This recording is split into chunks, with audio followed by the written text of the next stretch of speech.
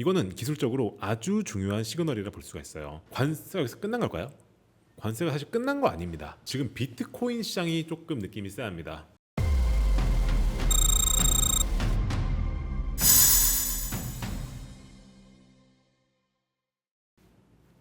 네, 안녕하십니까. 퀀터스 이재민입니다.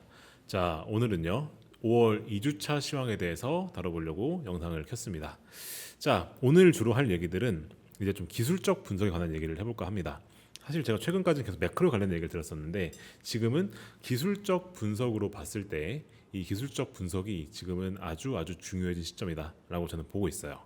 왜 그렇게 생각하는지 오늘 시황에서 말씀을 드려보도록 하겠습니다.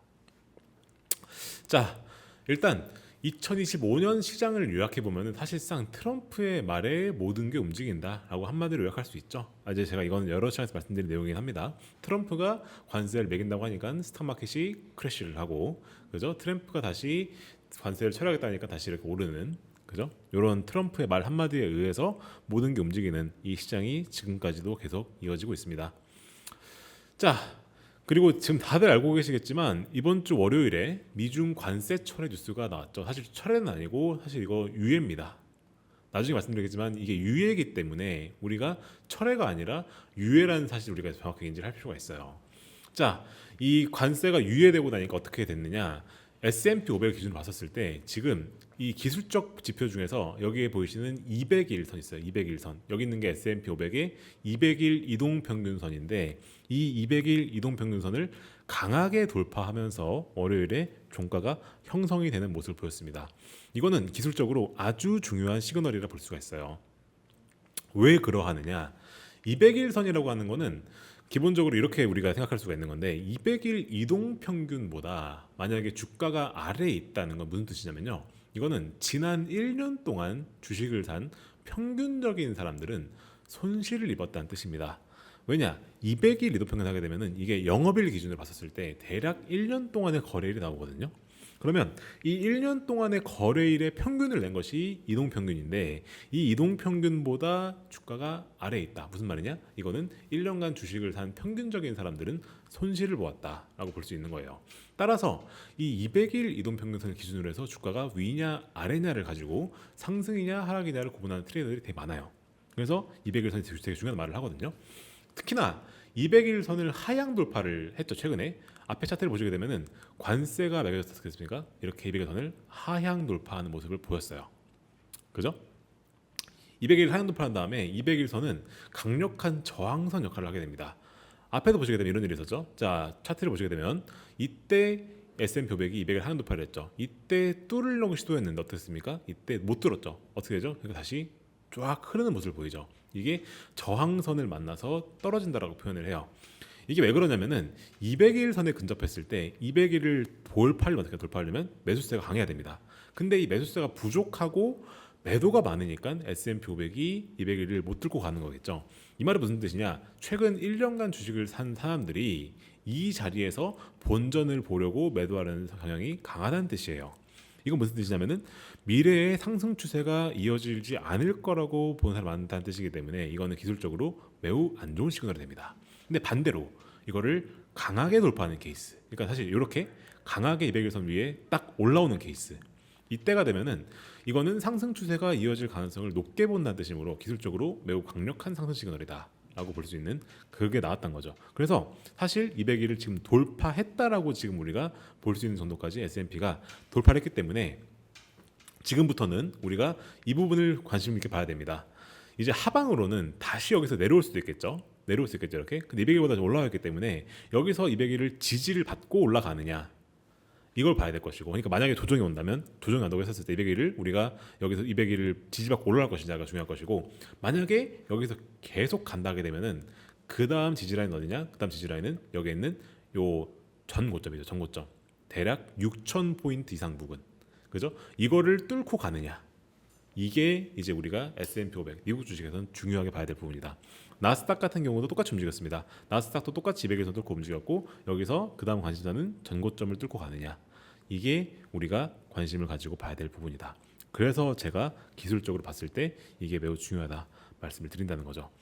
자, 근데 그럼에도 불구하고 제 뷰는 여전히 유지합니다. 이건 제가 여러 시간에서 말씀드린 내용들이긴 한 건데, 미국 주식의 이제 그다음 테스트 구간 어디냐? 그다음 테스트 구간은 전고점 밸류에이션을 받는 겁니다. 전고점까지 가는 거죠. 근데 이 전고점 밸류에이션 봤었을 때 전고점 밸류에이션은 닷컴 버블 수준의 밸류에이션이었어요. 보시면 이렇게 되죠. 이게 그 사실 여러 개의 밸류에이션 지표가 있습니다. 여기 보이시는 거는 이제 그 향후 12개월 동안의 PER을 본 거예요. Forward PER을 본 거죠. 그러니까 우리가 forward P를 본 건데, 이걸 기준으로 봤었을 때 현재 닷컴 버블 때 기록했던 밸류에이션과 되게 근접해어 있습니다. 그죠? 그리고 이것 말고도 뭐 버핏 지수라든가 그런 걸로 보더라도 지금 밸류에이션이 닷컴 버블 수준의 밸류에이션 맞아요. 그러면 이 말은 무슨 말이냐? 전고점을 뚫고 간다면, 즉 여기서 아까 말씀드렸던 것처럼 이걸 뚫고 올라간다면, 이건 무슨 뜻이죠? 이 밸류에이션 이거보다 더 높아진다 뜻입니다. 즉 닷컴 버블 이상의 밸류를 받는다는 뜻이 되는 건데, 과연 이게 정당한 것이냐? 지금 현 상황에서, 그죠? 현 상황에서 여기서 S&P 500이 더 올라서 닷컴 버블 이상의 밸류를 받는 게 과연 합당한 수준이 맞느냐? 라고 하는 질문이 있기 때문에, 여기서 상단이 열려 있어 봤자, 여기 상단이 더 가봤자 6,000포인트 이상 가면은, 그때가 되면은 이제 슬슬 우리가 정리할 타이밍이 되지 않겠느냐 라고 보고 있는 게 이제 제 개인의 시각이다 라고 말씀드리고, 이거는 제가 여러 차례 말씀드린 적이 있는 뷰이긴 한데 아직도 저는 이 뷰를 유지를 하고 있습니다. 그리고 그걸 뒷받침하는 근거가, 사실 관세가 여기서 끝난 걸까요? 관세가 사실 끝난 거 아닙니다. 아까 말씀드렸죠. 관세를 철회한 게 아니라 90일 유예하기로 했어요. 유예하기로 했습니다. 그리고 각각 관세를 이렇게 내렸는데 이게 말 그대로 유예된 것뿐이라는 거죠. 관세가 심지어 0이 된 것도 아닙니다. 보시면은 관세가 30, 10%로 유지되고 있어요. 이 말은 무슨 말이냐면, 관세가 여전히 매겨진 건 맞고, 그리고 이 관세가 매겨진 게 과거 평균보다도, 그죠? 평균보다 높기 때문에 이것 때문에 침체가 오는 확률이 낮아진 게 아니란 말이죠. 그리고 사실 이게 유예가 됐었을 때 과거 사례를 보면은, 그죠? 2018년도 사례를 보게 됐을 때 관세 폭탄을 매기면서 시작된 무역 전쟁이 이제 무역 합의를 매기면서 일단되긴 했었지만, 그 사이에 대화를 했다가도, 그죠? 대화를 했다가도 관세를 다시 인상한다든가 다시 제재한다든가 하는 이런 걸 주고받는 거를 계속했어요. 그러니까 지금 처음 유예했단 말이죠. 그 과정에서, 협상이 이루어지는 과정에서 서로 수틀리면은 다시 인상하겠다라고 하는 조치 언제든 할 수 있다는 뜻이 되는 거죠. 그래서 아직 이건 끝난 건 아니다. 그래서 이게 분명히 노즐 작용할 수 있게 되고, 그것이 S&P 500이 여기서 밸류에이션이 더 높아지지 못한 이유가 아닐까라고 저는 보고 있습니다. 그래서 이제 단기 매매하시는 분들은 여기서 이제 6,000포인트 넘어가게 되지 않습니까? 이때부터는 슬슬 좀 정리를 할 타이밍이 오지 않을까라고 저는 개인적으로 보고 있고, 저도 개인적으로 그렇게 거래하고 있습니다. 이렇게 말씀드릴 수 있을 것 같고요. 그리고 타 국가의 매력이 높다는 시야도 개인적으로 좀 유지합니다. 지금 보시면은 코스피 같은 경우에는 지금 추세선이 정배열되어 있습니다. 기술적 관점 봤었을 때 지금 추세선이 되게 정배열되어 있죠. 모든 이평선 위에 주가가 지금 위치하고 있고, 그죠? 그리고 전고점 부근을 향해서 가고 있습니다. 전고점이 대략 2,600 한 80 정도 되거든요. 요때를 지금 거의 유지하고 왔어요. 그랬을 때 만약에 여기서 전고점 돌파가 나온다 하게 되면은 이거는 매우 강력한 시그널이라고 볼 수 있는 거거든요. 마찬가지로.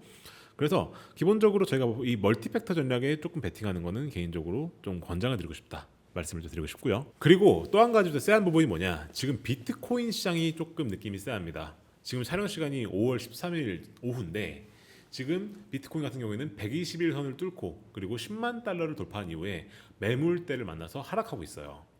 근데 비슷하게 비트코인도 코스피와 마찬가지로 전고점을 뚫느냐가 관심사입니다. 109K를 뚫느냐가 관심사예요. 근데 이게 지금 S&P랑 코스피보다 먼저 조정이 왔다는 사실을 보게 되면은, 사실 이게 아주 강력한 위험자산 선호 시그널을 볼 수 있단 말이에요.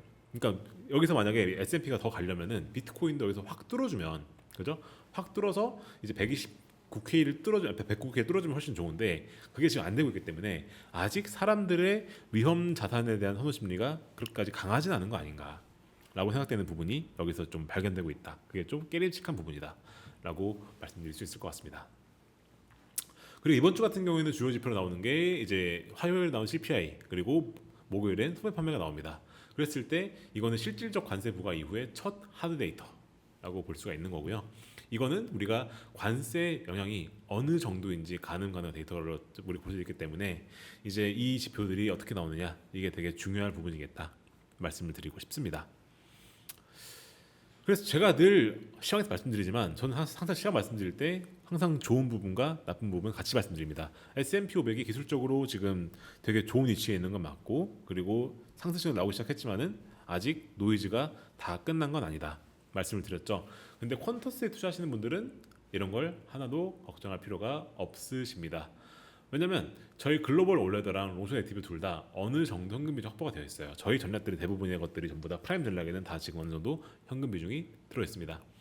근데 그건 무슨 말이냐면 아직까지는 기술적으로나 매크로적으로나 풀베팅 정도까지 상황이 아니기 때문에 어느 정도 저희가 현금 비중을 알고리즘적으로 확보를 하고 있습니다. 사실 어느 국면에서나 적절한 현금 비중을 통한 변동성 완화나 다각화를 통해 지는 필수적이에요. 근데 개인 입장에서 이런 걸 하기가 쉽지 않단 말이죠.